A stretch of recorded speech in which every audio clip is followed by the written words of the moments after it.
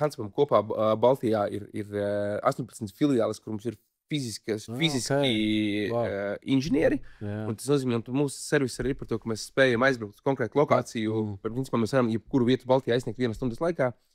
Fiziski mūsu rokas būs klāt, un tajā brīdī mēs runājam par teiksim, pakomātiem.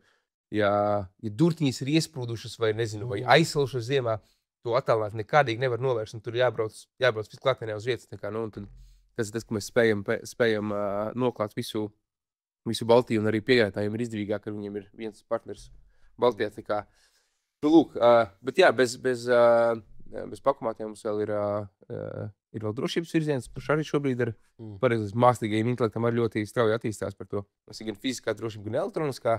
Fiziskā ir, mēs runājam par bolārdiem, turniketiem, par dažādiem tur